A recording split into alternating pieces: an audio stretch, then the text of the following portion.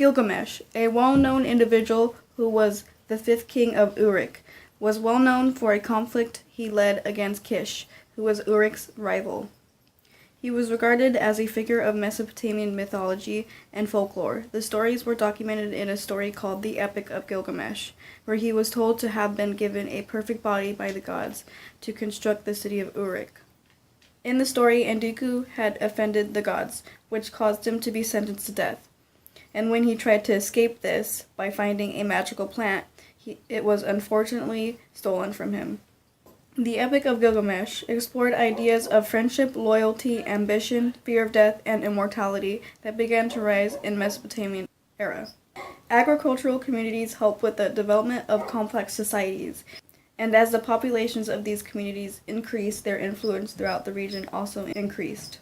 To solve these disputes, states would establish recognized political authority over territories, as well as securing control on neighboring lands.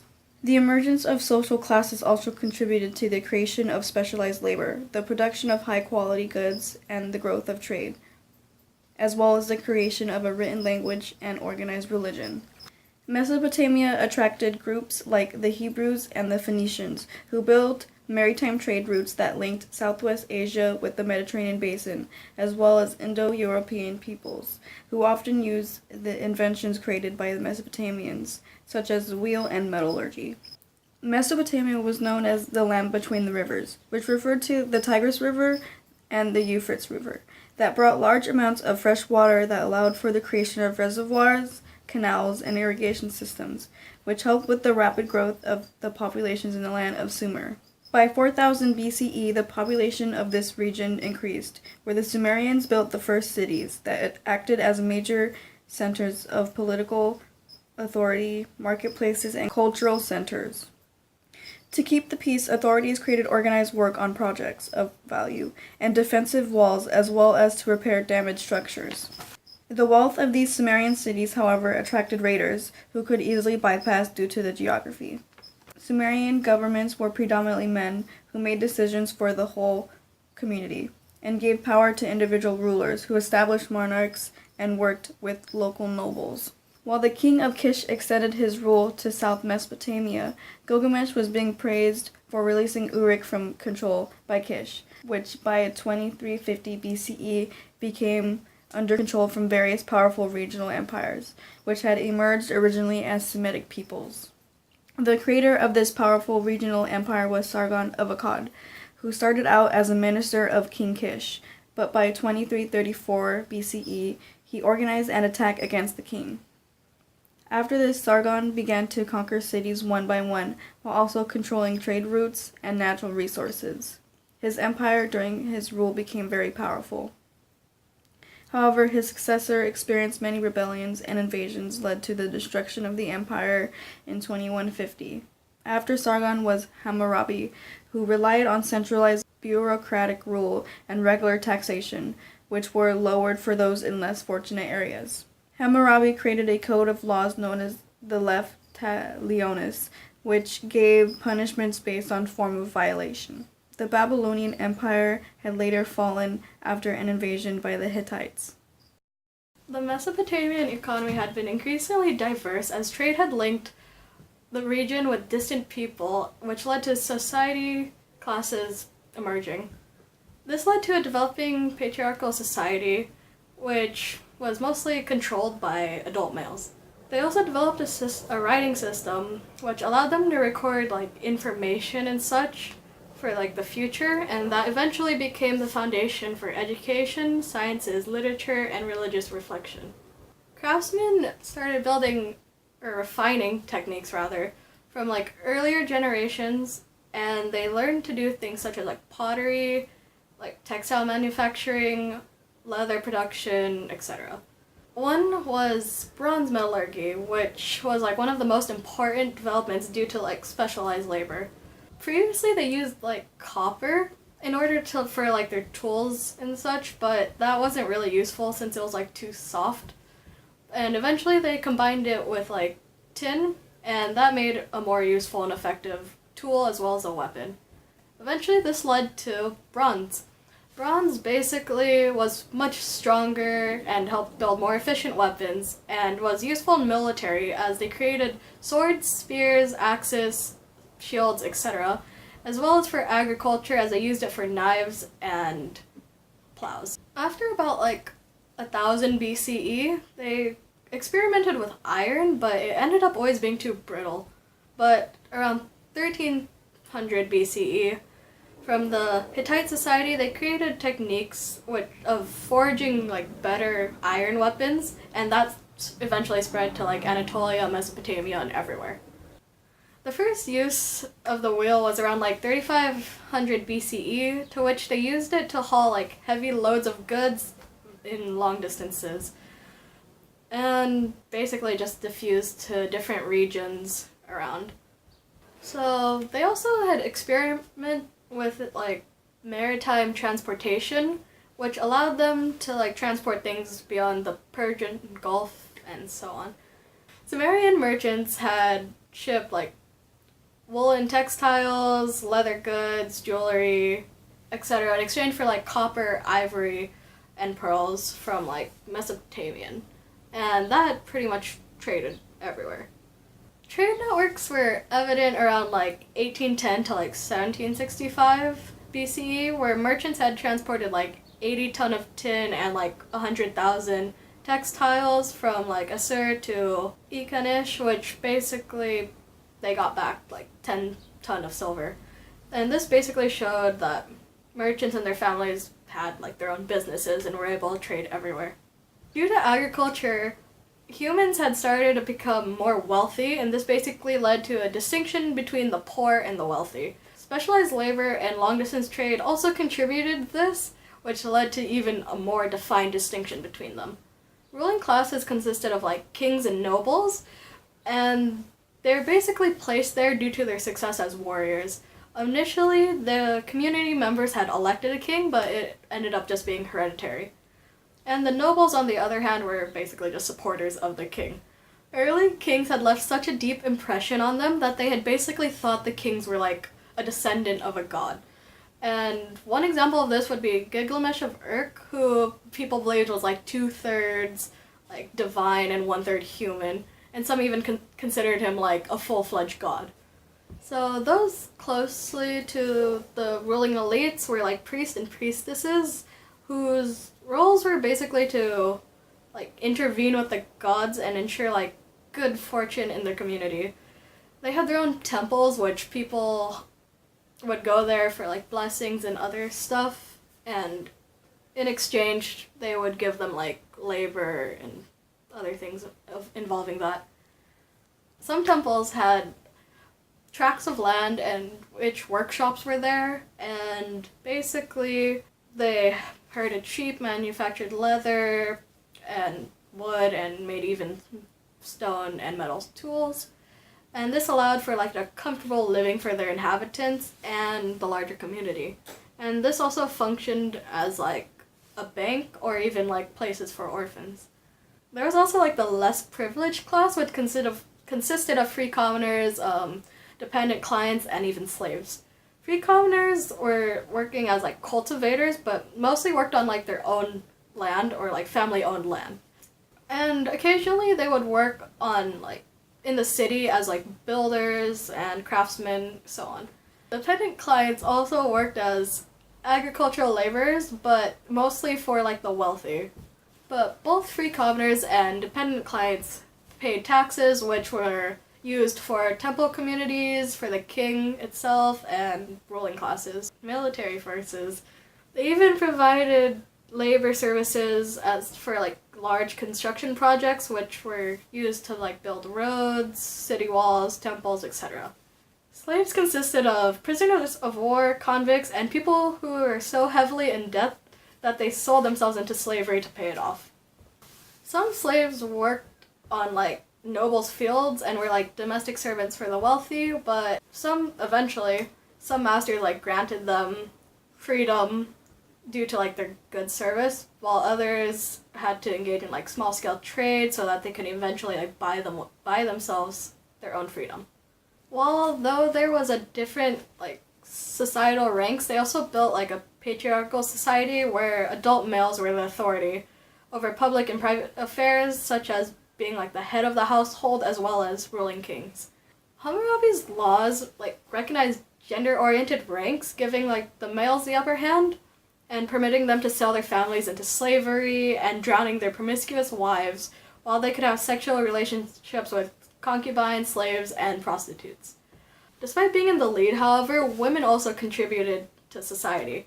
They advised kings, worked as scribes, and even were high priestesses.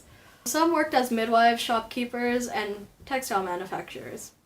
However, in the second millennium, Mesopotamian men began tightening their control over the society and social behavior of women and insisting on them being virgins at marriage, forbade casual socialization between men and women outside of their own families, and even made them wear veils to discourage the attention from them.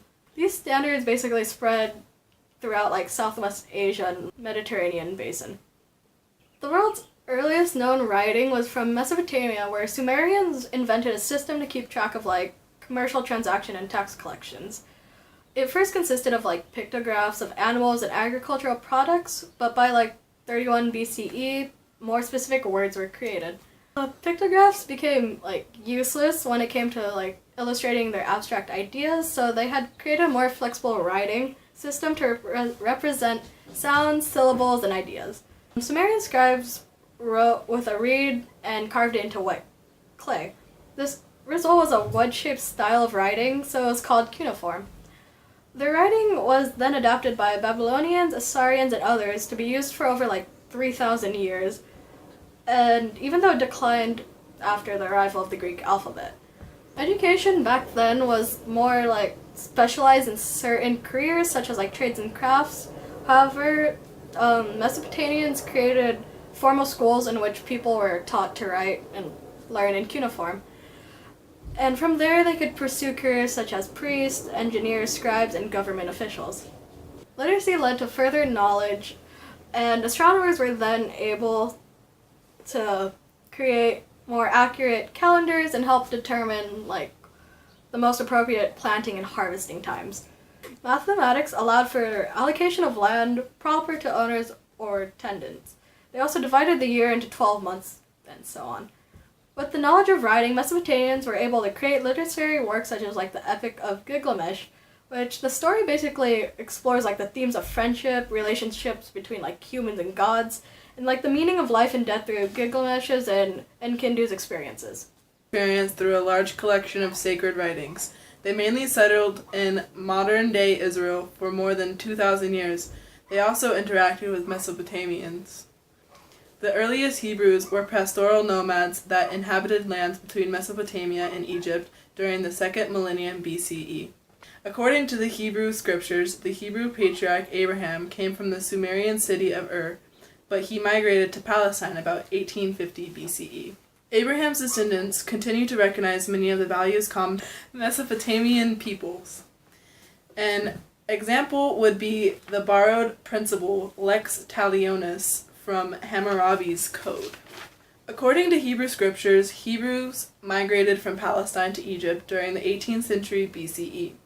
The 12 tribes that left the leadership of Moses and went to Palestine, also called Israelites, fought hard for new territory for themselves. Eventually, these Israelites abandoned their inherited land and took in a Mesopotamian-style monarchy that brought the 12 tribes under unified rule. Israelites dominated the territory between Syria and the Sinai Peninsula and built an elaborate cosmopolitan capital city at Jerusalem and entered into diplomatic and commercial relations with Mesopotamians, Egyptians, and Arabian peoples. After Moses, the religious beliefs of the Israelites developed very distinctively. Early Hebrews recognized many of the same gods as their Mesopotamian neighbors. For example, they believed that nature's spirits inhabited trees, rocks, and mountains. Moses liked monotheism. He taught that there was only one God named Yahweh. Yahweh was a very powerful deity and was the creator of the world. Moses also believed any other deities were impostors and figments of human imagination. After the 10th century, the Israelites experienced a series of political and military setbacks. Tribal tensions led to the division of the community into a large kingdom of Israel in the north and a smaller kingdom of Judah in the land known as Judea to the south. During the 9th century BCE, the kingdom of Israel came under pressure of the expanding Assyrian Empire. In 722 BCE, Assyrian forces conquered the northern kingdom and deported many of its inhabitants to other places. The people north of the Israelites' kingdom in Palestine were the Phoenicians. Ancestors of the Phoenicians migrated to the Mediterranean coast and built their first settlements sometime after 3000 BCE. They didn't establish a unified monarchy, but instead organized a series of independent city-states ruled by kings. The Phoenicians influenced societies throughout the Mediterranean basin because of their maritime trade and communication networks. They traded overland with Mesopotamia and others, and provided cedar timber, furnishings, and decorative items. They enjoyed red and purple textiles. The Phoenicians were excellent sailors and built the best ships of their time. They dominated Mediterranean trade, and they mainly searched for raw materials like copper and tin. They also developed a type of alphabet called cuneiform. It helped preserve info. 3000 BCE, Mesopotamians were fine living on their own, with interacting with people from various places, the most influential of them being people that spoke Indo-European languages. During the 17 and 1800s, linguists noticed that there were a lot of similarities between European, Southwest Asian, and Indian languages in regards to their vocabulary and grammatical structure. So they categorized them into what scholars now refer to as Indo-European languages. Ancient languages that have these similarities include Old Persian, Sanskrit, Greek, and Latin, and their modern descendants are Hindi, Farsi, and most European languages. Because all of these communities were drastically different, they couldn't have possibly created similar languages on their own, so linguists just concluded that they all descended from a common ancestor that spoke a common language. But they diverged due to migrations spread throughout the world. The original Indo-European homeland, though, was probably just above the Black Sea and Caspian Sea in the region of modern-day Ukraine and southern Russia.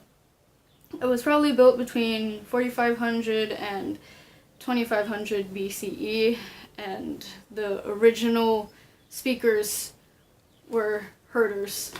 Since there were a lot of horses around the original Indo-European homeland, the speakers were able to closely observe them enough to domesticate them.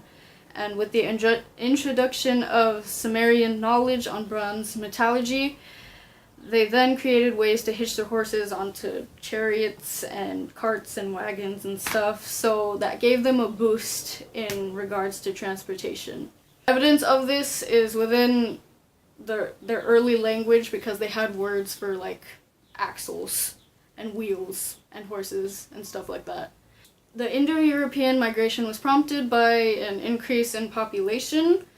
Once their region became too densely packed, they started to move outwards, and that helped with the horses and the wagons and stuff. So they began to expand into areas of the sparsely inhabited eastern steppe, or even as far as like China.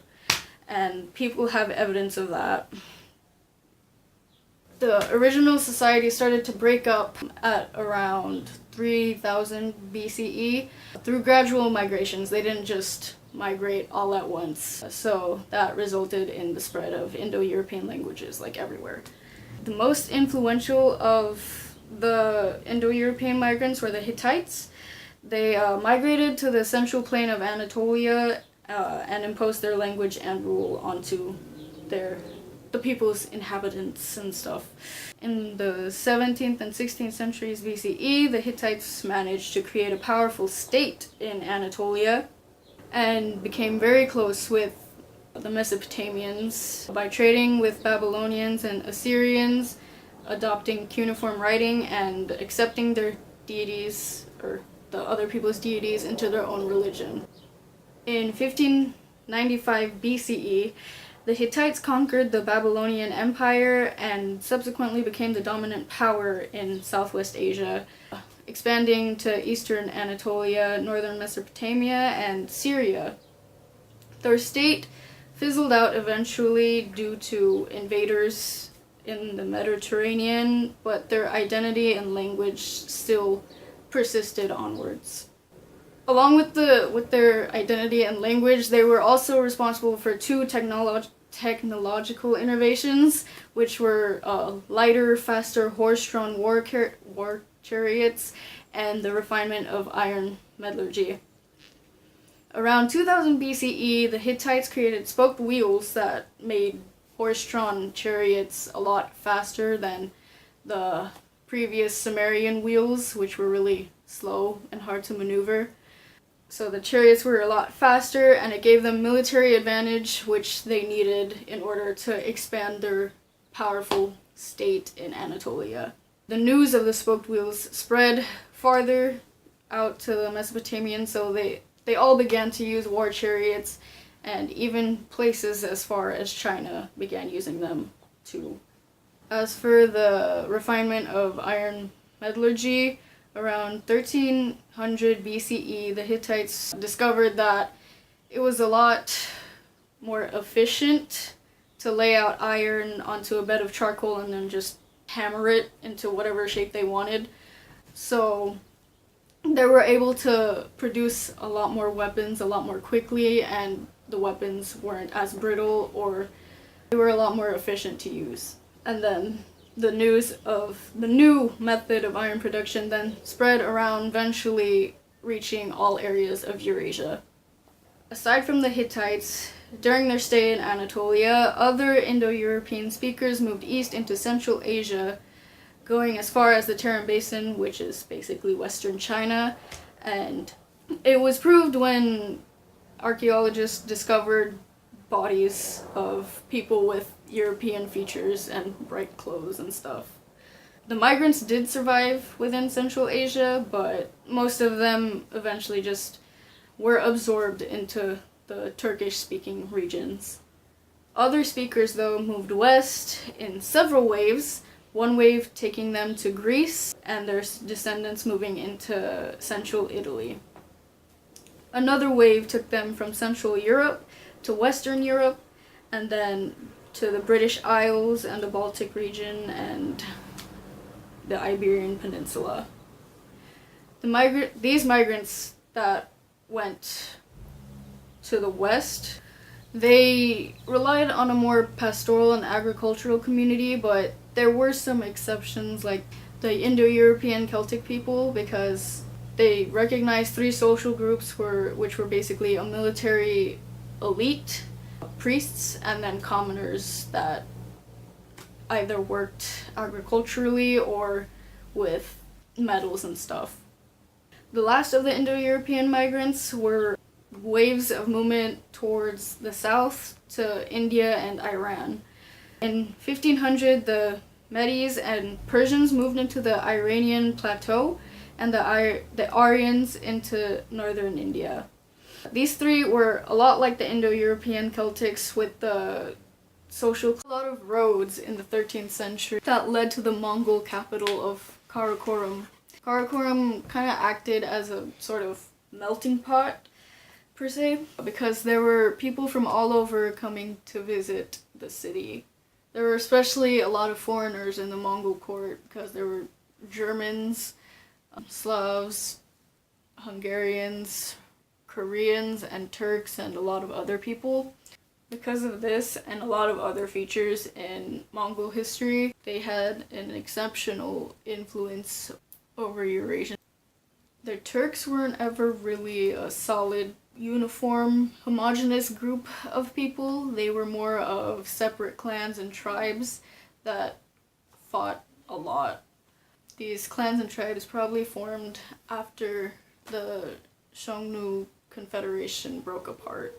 Because Central Asia has a really arid and dry climate, permanent settlement wasn't really ideal, so a lot of the people living there resorted to becoming nomads, because that was the most logical thing to do.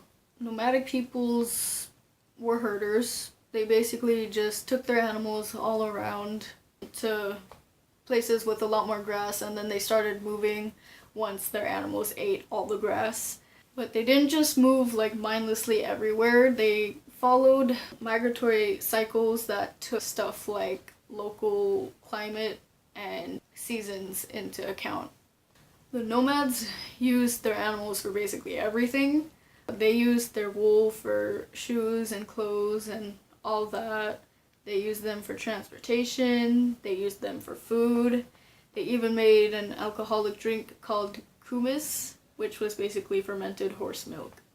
The nomads couldn't really produce too much on their own because they couldn't permanently settle anywhere or cultivate too much anywhere, so they sought trade with settled societies. And some groups just traded for their immediate needs, but a lot of them also engaged in long-distance trade, linking places like China and the Mediterranean basin together. As for the nomads society, they had two main classes, which were the nobles and the commoners. Both classes were really fluid, meaning that a nobleman could lose his status if he didn't fulfill his role as a leader, and a commoner could raise up to a noble status if he proved himself worthy of nobility, either in war or being a clever diplomat. The nobles in nomadic societies they didn't exactly govern their groups because they usually just looked after their own affairs, but when it came to war, they took absolute authority over them to make sure they won. The earliest Turkish religion revolved around shamans, which were basically people who specialized in religion, who were believed to have supernatural powers, and they could aid people and tell people what the gods wanted because they could talk to the gods. But a lot of Turks converted to other religions like Buddhism, Islam, and Hinduism and Manichaeism after encountering them during their trading with settled societies, but they never really lost touch with the shaman part of their early religions. With their new religions and their interaction with Eurasian lands, they were able to develop their own written script. In the 10th century, Turks near the Abbasid Empire started converting to Islam, and they started settling down in settled societies, spreading their religion to places like Anatolia and northern India, as well as spreading their own political and military influence. The Turks started expanding their own rule after they organized confederations, including all of their subject people. They ruled under a single khan, or ruler. These khans never really ruled directly. They ruled more indirectly by using the leaders of each separate clan or tribe. But when they were put all together, they had extraordinary military power, since they were trained at a young age how to ride a horse, how to shoot arrows, and how to shoot arrows on a horse. So they were really speedy in battle, and they were able to retreat a lot faster if an opponent was too powerful for them. The Turks took over Abbasid Persia like the Germanic peoples took over the Roman Empire. They started by living like on the outskirts of the Abbasid realm, and they started moving slowly into the actual Abbasid realm by serving in their military or just living there. But by the time the mid-11th century came, the Seljuk Turks dominated over the actual Abbasid caliphs. This began in 1055 when Tughril Beg was given the position of sultan or chieftain by the caliph, in which he used that higher status to capture Baghdad from the Abbasid realm, and his successors basically completed the job for him by spreading Turkish rule to other parts of the empire, such as Syria and Palestine. And while some Seljuks took over Abbasid Persia, others moved on to Anatolia, where they weakened the Byzantine Empire. Seljuks did this first by defeating Byzantine forces in Manzikert, which allowed them to enter and do whatever they wished there, almost at their own will. And it really worked in their favor because the peasants of Anatolia hated the Byzantine forces and rulers anyways, and saw the Seljuks as liberators rather than conquerors. After displacing Byzantine authorities in Anatolia, they started to create their own political and religious and social institutions by first levying taxes on the Byzantine Church and restricting its activities altogether so that they could encourage conversion to Islam. And the fall of the Byzantine Empire didn't really happen until the Ottoman Turks basically sacked Constantinople. The last of the conquering Turks were the Ghaznavid Turks, which were from Afghanistan. Their leader, Mahmud of Ghazni, approached the Sultanate of Delhi by leading raids into northern India. And at first he was only interested in raiding northern India, but then he got really interested in permanent rule. So the Ghaznavid Turks started asserting authority over the Punjab, the Gujarat, and then Bengal. Soon enough, they were controlling basically the whole Sultanate by the 13th century. A lot of the Turkish rulers wanted to extend their rule farther into southern India, but they were met with a lot of challenges by Hindu princes and newer Turkish or Mongol invaders. Turkish rule in India was very much oriented to favor Muslims, since Mahmud of Ghazni basically launched raids on Buddhist and Hindu temples and shrines and monasteries and encouraged conversion to Islam a lot. So the two religions were repressed altogether, and Islam was held to a higher standard. So let's talk about the history of Genghis Khan. Initially his name was Temujin, and he was born around 1167. His father was a courageous warrior as well as a leader, but eventually he had died, resulting in Temujin living in poverty and being hunted down by his father's enemies.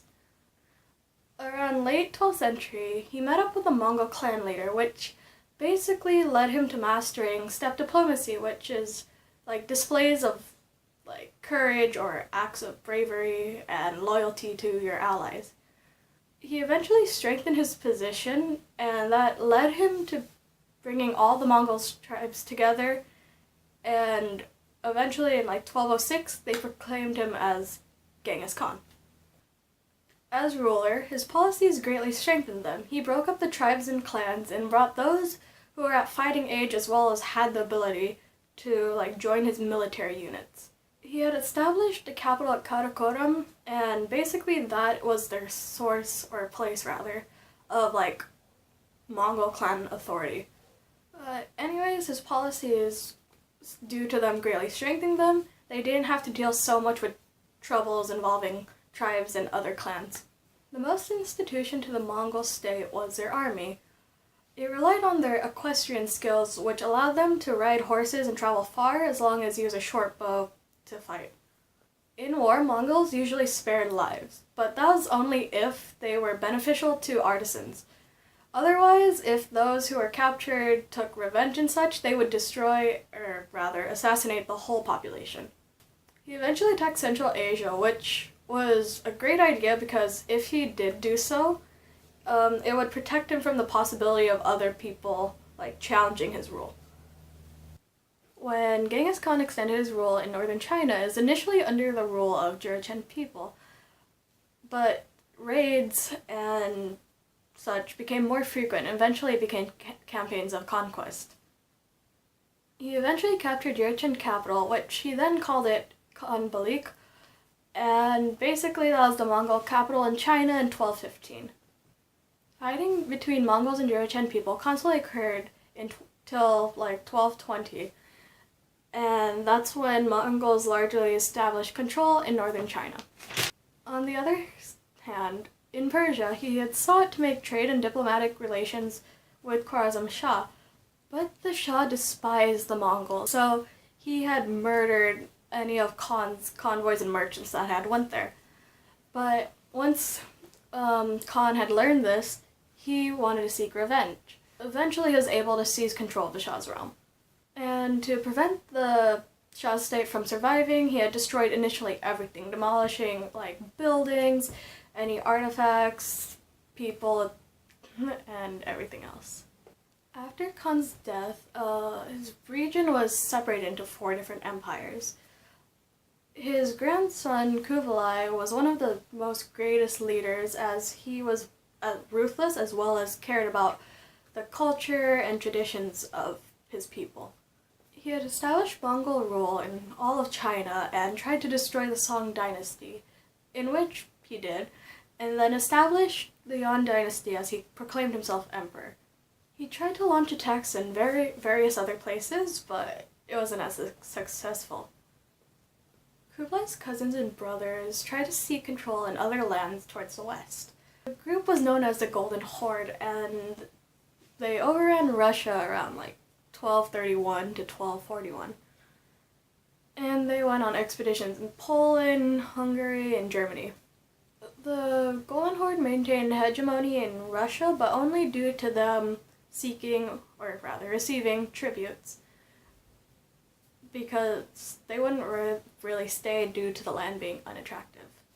While this was occurring, Kublai's brother, Hulegu, toppled the Abbasid Empire and established Mongol Ilkhanate in Persia.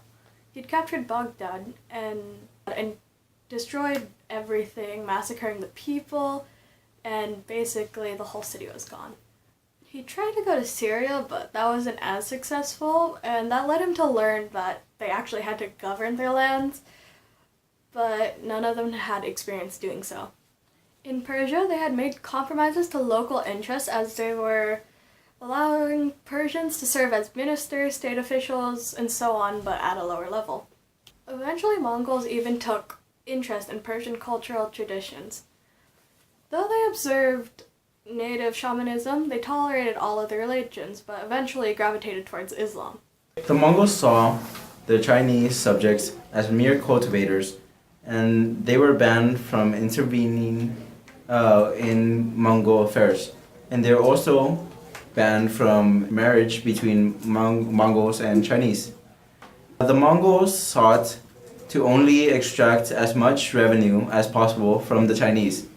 In order to get this done, they brought administrators that included Arab, Persians, and Europeans. The Mongols resisted assimilation into Chinese tradition. Mongols continued in their own cults, but elites became enchanted with the school of Buddhism. The reason for this is that Buddhism was similar to the Mongol shamanism, because Buddhist monks recognized Mongols as rulers. Although they brought much destruction to the lands throughout the Eurasian landmass, they did link many of the people better than before. The Mongols' encouragement of travel facilitated trade, travel, and missionary efforts. Because the Mongols were nomadic people, they had a limited amount of artisans, and so they took artisans from the people they conquered. By facilitating trade, they also helped the spread of the bubonic plague. With the decline of the Mongols, the Turkish people resumed expansive campaigns. Tamerlane was a minor Turkish nobility, and he gradually rose to power, eventually taking much of Persia. Turkish leaders called him Ottoman, created the Ottoman that grew to rival the Turkish forces. Eventually, the Byzantine capital fell in 1453 at the hands of the Ottoman Sultan. Although the Sahara Desert had small groups of nomadic peoples, many of them migrated throughout other areas in the region, especially with merchants. However, these expeditions are still unequal to those made in the Mediterranean basin. To help aid these travelers across the dry land desert, many traveled on camels, which served useful due to their ability to survive long distances without water, and by 300 CE replaced horses and donkeys.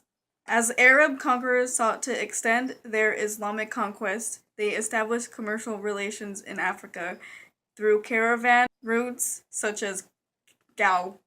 The main state in West Africa was Ghana, which was located between Senegal and Niger River, where, according to legend, had been ruled by 22 different kings before Muhammad on his journey on Hijrah, and was believed to have developed during the 4th and 5th century CE. Ghana soon became an important site in West Africa because of its gold trading, especially since many Muslims traveled here to Ghana to buy this precious metal to then trade in the Mediterranean basin and throughout the Islamic world. Ghana also served as a place for ivory and slaves brought in from North Africa, where they received horses, cloth, and manufactured wares. Ghana's capital was located at Kumbi Saleh, and served as a thriving commercial center with a population of 15,000 that also supported a large amount of Qadi and Muslim scholars, and by levying taxes were able to finance support to protect the resources that they held, such as gold. When the kings of Ghana converted to Islam, it opened up relations with Muslim merchants in North Africa. However, they never aggressively tried to spread Islam. When Ghana began extending into the north, they became vulnerable to attacks by nomadic groups, and eventually dissolved as several successor states took them into the Mali Empire. When Ghana began extending into the north, they became vulnerable to attacks by nomadic groups, and eventually dissolved as several successor states were taken into the Mali Empire. This empire was built by Sundiata, where he conquered Mauritania, Senegal, Gambia, Guinea-Bissau, Guinea, and Sierra Leone. Mali offered protection to those who practiced Islam, and at the capital of Niamey attracted many into the region for its gold. Mansa Musa, who ruled from 1312 to 1337, was Sundiata's grandnephew, honored Islam by traveling to Mecca, where he lavished those who joined him with gold, and afterwards he built mosques and Islamic schools. By the late 15th century, the Songhai Empire had taken over the Mali. However, centralized government continued onwards, and Islam remained a prominent tradition in Africa. Swahili is an Arabic term meaning coasters, referring to those who engage in trade alongside the East African coast. So the Swahili dominated the East African coast from Mongodashi in the north, Kiowa, and the Comoro Islands, and Sofala in the south. By the 10th century, Swahili societies attracted increasing attention from Islamic merchants. By the 11th century and 12th century, trade had brought tremendous wealth to the coastal East Africa. Cities themselves underwent impressive transformations. Villages in the interior regions of East Africa had buildings made out of wood and dried mud, the principal materials used for structures such as temples. Travelers' reports of recent archaeological discoveries have thrown especially clear light on the development of Kiowa, one of the busiest city-states in the East African coast. With a population of 12,000, Kiowa was a thriving city with many stone and buildings. The best known of these kingdoms was Zimbabwe. The term Zimbabwe refers simply to the dwelling of a chief. Kings residing at the Great Zimbabwe controlled and taxed the trade between the interior and coastal regions. They organized the flow of gold, ivory, slaves, and local products from sources of supply of the coast. In East Africa, again, in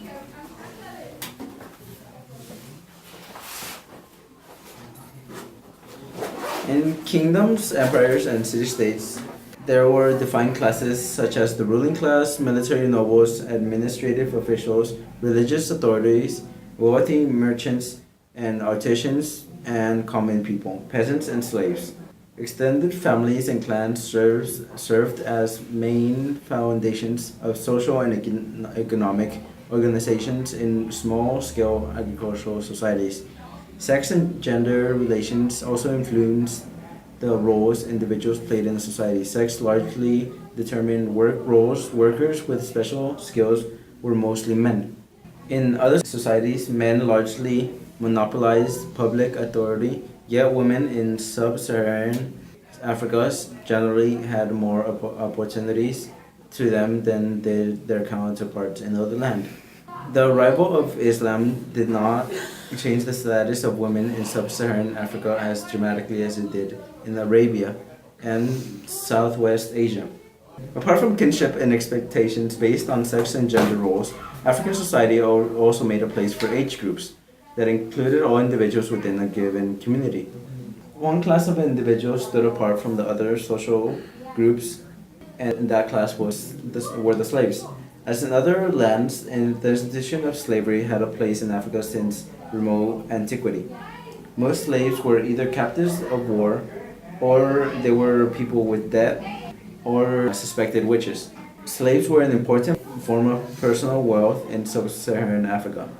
Although the absence of private property prevented people from becoming wealthy through the accumulation of land holdings, the accumulation of slaves enabled individuals or families to increase their agricultural production. In response to demand, slave raidings became increasingly more common in Africa itself. Many Africans held monotheistic beliefs from the early days of Sudanic agriculture. Their beliefs did not persist unchanged throughout the centuries. Like other people in the world, Africans recognized class of religious specialists, individuals who by virtue of their innate abilities or extensive training had the power to meditate between humanity and supernatural beings.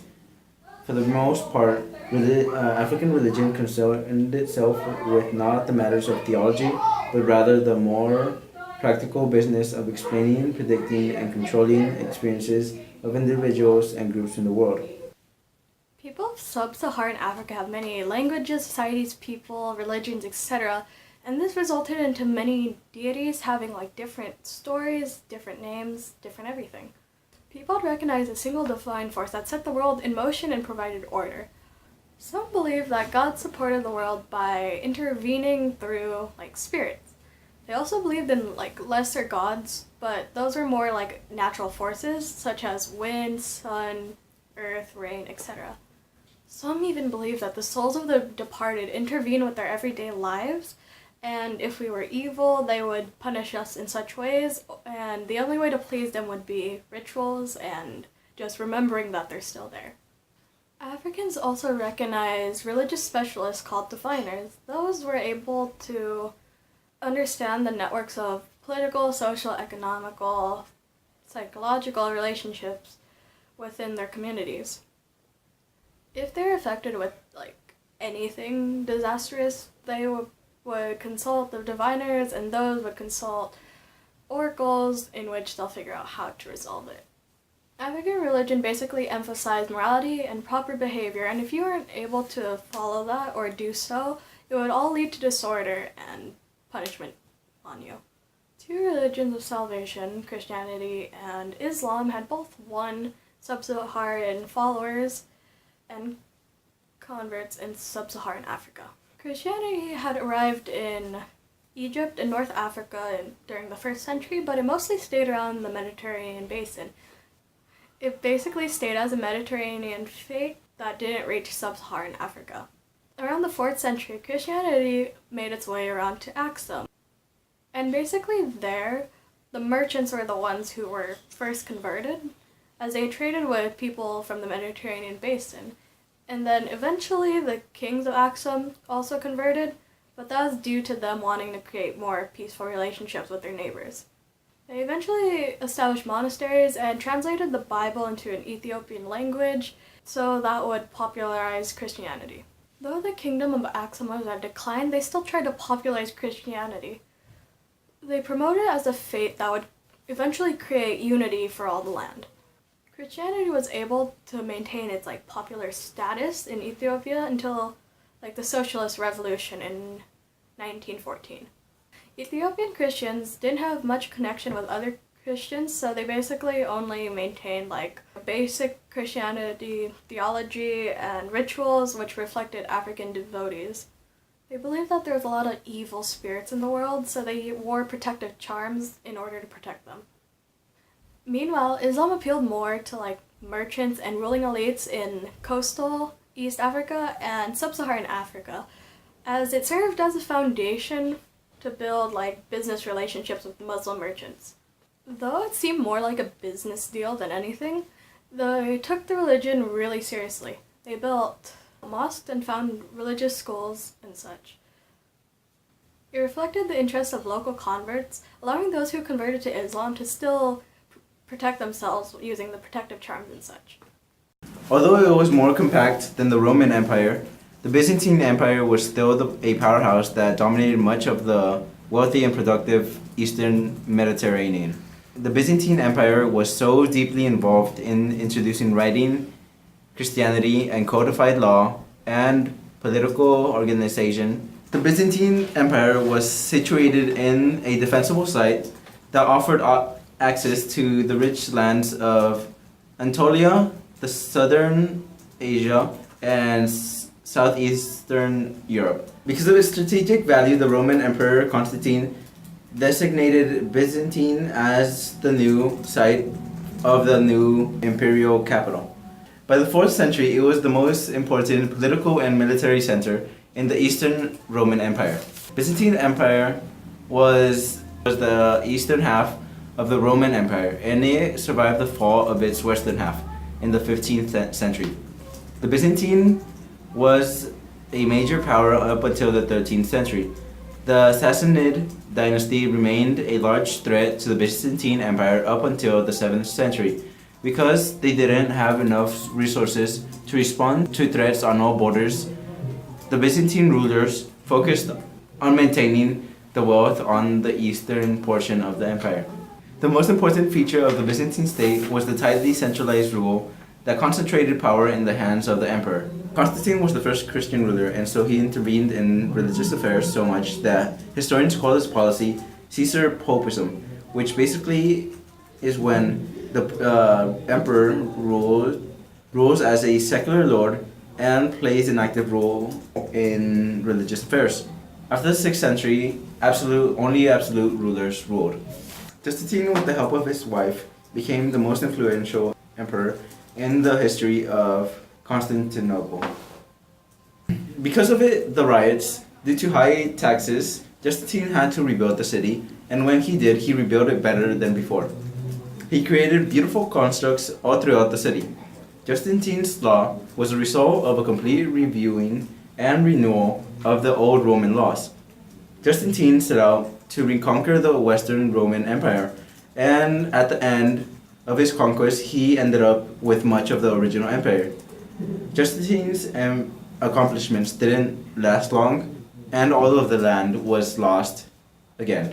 When forces controlled Constantinople during 674 through 678, as well as 717 through 718, Byzantine forces were able to suppress this control by using a technology called Greek fire, which was made out of sulfur, lime, petroleum, and was launched at enemies, burning boats that were still in the water, which allowed them to take control of Anatolia, Greece, and the Balkan region. Due to this Islamic threat, Byzantine created major political and social changes, which were called the Theme system, that placed an imperial province under the jurisdiction of a general, who assumed responsibility for both its military defense and civil administration. These generals were heavily supervised by the imperial government to prevent misuse of power and authority. These generals also recruited armies from its ranks of free peasants, who received land as a reward, which strengthened the free peasantry class, therefore solidifying Byzantium's agricultural economy. The theme system allowed Byzantium to expand influence during the late 9th and late 11th century, even putting defenses up in Anatolia and recapturing Syria from Arab Muslims during the 10th century.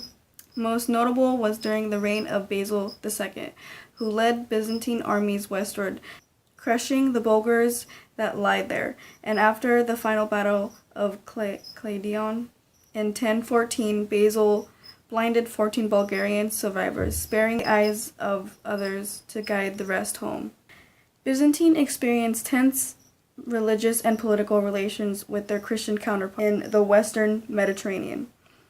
The Church of Constantinople was conducted in Greece and was ran by Caesaro-Papist emperors, while the Church in Rome was conducted in Latin and didn't allow imperials to oversee religious affairs. Relations were further strained as Germanic people began establishing successor states in the Western Roman Empire. For example, when Charlemagne was crowned by the Pope in Rome, where he challenged imperial authority over the Western lands. However, his empire soon collapsed, where in 1962 Otto of Saxony took control as emperor, where he attacked lands in southern Italy that had been in possession of Byzantine. Relations of Byzantine and Western European lands emerged when Liutprand of Cremona sent a report to Otto of Saxony in 968, insulting the emperor and the city itself. Free peasants served as a major backbone in the Byzantine society, as many owned land and served in the military. However, wealthy individuals who also wanted to own land began to run large estates that looked over the peasantry class. While not entirely slaves, many were bound to the land by lords or labored under sharecropping arrangements, and often weren't able to pay for independence. Although the theme system strengthened the peasantry class, wealthy landowners still continued to own property, and by the 11th century the free peasantry class accounted for a small portion of the population. These wealthy landholdings also had financial and military implications, since large estates did not pay imperial taxes, as they had the influence to exempt themselves from doing so. The decline of the peasantry class also diminished the amount of recruits available to serve in the military, and those who owned large estates had armies, but only used them to advance their own interests, and not of the imperial government. Despite these struggles, Constantinople still remained a major site of crafts and industry. Byzantine also served as a trading center, linking Constantinople with merchants in Central Asia, Russia, Scandinavia, North Europe, the Black Sea, Mediterranean Sea, Persia, Syria, Palestine, and Egypt. Byzantine played a major role in trading, so much so that the Byzant became the standard currency in the Mediterranean basin. Byzantine's participation in trade allowed for the revival of the Silk Roads, as the various loans banks would give out to people wanting to launch business or partnerships that formed between banks and merchants. Aristocrats in Byzantine often had huge palaces that included courtyards, reception halls, library chapels, and quarters. However, women lived in separate apartments, could not have male visitors, and weren't able to attend banquets, while the less privileged classes often lived in their own shops, as well as occupied dangerous tenants. Both classes, however, enjoyed various attractions in the city, such as the public baths, taverns, restaurants, which served as places to play checkers, chess, and dice. The hippodrome also showed great aspects of Byzantine entertainment, such as athletic matches, wild animals, clowns, jugglers, acrobats, dwarfs, and famous chariot races, where fans formed two factions, green and blue, whom in 532 caused a riot in the hippodrome where they announced their own emperor. However, Belisarius soon stopped the disturbance, which left Constantinople in shambles. This rivalry faded by the 7th century, and those in the factions even found themselves representing in the imperial court. The official language of early Constantinople was Latin, which was the language of Rome. However, in the 6th century, Greek replaced Latin and took inspiration from the New Testament and the philosophy and literature of classical Greece rather than classical Rome. An educational system was necessary because of the large bureaucracy that administered the empires. Byzantine aristocrats often hired tutors to provide private instruction for their children, but bureaucratic workforce emerged from a state-organized school system that offered a primary education in reading, writing, and grammar. Most peasants and urban workers had no formal education. Byzantine merchants, manufacturers, clergy, and military personnel usually had at least a primary education. Byzantine scholars concentrated on humanities like literature, history, and philosophy, rather than the sciences. The most distinctive feature of Byzantine Christianity was its close relationship with the imperial government. From the time of Constantine, Caesar Pappus emperors participated actively in religious and theological matters. Throughout Byzantine history, the emperors treated the church as a department of state. The highest ecclesiastical official in the Byzantine church was the Patriarch of Constantinople, who would instruct patriarchs, bishops, and priests to deliver sermons that supported imperial policy and encouraged obedience to the imperial authorities. Imperial Leo III became convinced that the respect for religious images or icons was sinful. In 726 CE, he made the policy of iconoclasm, which literally means the breaking of icons.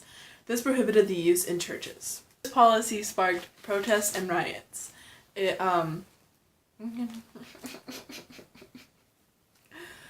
policy sparked protests and riots, and by 843 CE, iconoclasts abandoned their efforts. Byzantine monasticism grew out of the efforts of devout individuals to lead especially holy lives. Drawing inspiration from early Christian ascetics in Egypt, Mesopotamia, and Persia, these individuals observed regimes of extreme asceticism and self-denial. Some abandoned society altogether and went to live in the desert or in caves as hermits. Others dedicated themselves to celibacy, fasting, and prayer. Because of the extreme dedication of hermits and ascetics, disciples often gathered around them and established communities of men and women determined to follow their example. The communities became the earliest monasteries of the Byzantine Church. Byzantine monasteries, for the most part, didn't become centers of education, study, learning, and scholarship. Basilian monks went to great lengths in search of mystical union with God through meditation and prayer. Some employed special techniques, such as controlled breathing and intensely focused gazing to bring divine illumination. Monks and nuns also provided social services to their communities. They provided spiritual counsel to local laity and the organized relief efforts by bringing food and medical attention to communities struck with disaster. When Basil II died, the Byzantine Empire was successful in all areas, but 50 years after his death, it went into decline and everything started going wrong. One reason for the decline of the Byzantine Empire were domestic problems caused by the success of the theme system. Basically, what happened was that the generals that governed the theme system were really friendly with local aristocrats, so the two intermarried and created elite families. And these families weren't really a fan of the imperial government's policies, so they revolted against it. And while they didn't really do anything to the central authorities, they did disrupt local economies a lot by putting the free peasantry under pressure, which basically meant that the backbone of Byzantium's military service and agricultural economy were gone. Another reason for the empire's decline were foreign challenges, and these foreign challenges came from both the East and the West. The foreigners from the West were of an expanding society, otherwise known as the Normans. They began inching on to the Byzantine by first taking northern Italy and then taking out Byzantine forces in southern Italy. After that, the Normans and other Western European forces started to try and recapture Christian holy sites from Muslims like Jerusalem, which all of these sites basically stood at the heart of the Byzantine Empire. Venetian merchants managed to divert the Fourth Crusade from the Eastern Mediterranean to Constantinople. They did this hoping that it would strengthen them against Byzantine competition, but they didn't really get any farther than Constantinople. So the Crusaders basically demolished it, and even though Byzantium got it back, it was too much damage to go any forward. As for the foreigners from the east, they were the Turks, but the Seljuk Muslim Turks in particular, they took advantage of Byzantium in its weakest state by invading Anatolia and basically roaming free around in it. After Anatolia, the Seljuk Turks defeated Byzantine forces at the Battle of Manzikert in 1071. After that, the Byzantine Empire couldn't really do anything because they lost Anatolia, which was their main source of grain, wealth, and military service. Even with that, the Byzantine Empire still somehow managed to keep going, but after the Ottoman Turks took Constantinople, that was it. That was the end. Even though the Byzantine Empire fell, they still had a very deep influence on Slavic peoples from Eastern Europe and Southern Russia. The two got especially close when Justinian deployed his forces in the Western Mediterranean, which allowed them to move into Byzantium, with the Serbs and Croats going into the Balkan Peninsula and Bulgarians into the Danube region. Bulgarians in particular were really close with the Byzantine Empire, enough so for Byzantine authorities to recognize them as sovereigns, and so they engaged in trade together. Byzantium also sent missionaries to Balkan lands to convert the people there to Orthodox Christianity. The most famous of these missionaries were two brothers, Saints Cyril and Methodius, who were from Thessaloniki in Greece. The two created the Cyrillic alphabet for illiterate Slavic peoples. The Cyrillic alphabet was a lot easier for the Slavs to understand because it matched and correlated with their language's sounds a lot better than the Greek alphabet did. It even remains in use today, but it's been supplemented by the Roman alphabet. With the creation of a written Slavic language, Slavs were able to recognize more complex political structures, develop more sophisticated traditions of thought and literature, and they were also able to stimulate conversion to Orthodox Christianity because of the translation of scriptures, rituals, values, and ideas into Slavic terms. Missionaries were also able to organize schools for Slavs to receive religious instruction along with basic literacy. The Russians began organizing larger states in the mid-9th century, creating principalities governed from trading centers like Kiev. Kiev was a really powerful trading center because it was placed strategically along the trade route in linking Scandinavia and Byzantium. Russian merchants also frequently visited Constantinople, and Russian princes sought alliances with Byzantine rulers and became interested in Orthodox Christianity, overall becoming really well acquainted with Byzantine society. In 989, when Prince Vladimir converted to Orthodox Christianity, Kiev became the source of Byzantine cultural and religious influence in Russia. Cyrillic writing, literacy, Orthodox missions, and Byzantine art and architecture such as onion domes flowed rapidly into Russia. Kiev grew to be a really flourishing society. The princes established Caesaro-Papist control over the Russian Orthodox Church, which was named that because they wanted to be separate from the Byzantine Church. They created a written law code and gained financial resources through trade with Byzantium. There was a popular theory going around in the 16th century saying that Moscow was the third Rome, with the first having fallen to Germanic peoples, the second, which was Constantinople, falling to the Ottoman Turks, and Moscow being the third Rome, which survived. The theory wasn't necessarily proved to be true, but it did inspire Russian Orthodox missionaries to introduce the religions to lands across the world, going as far as Alaska and California.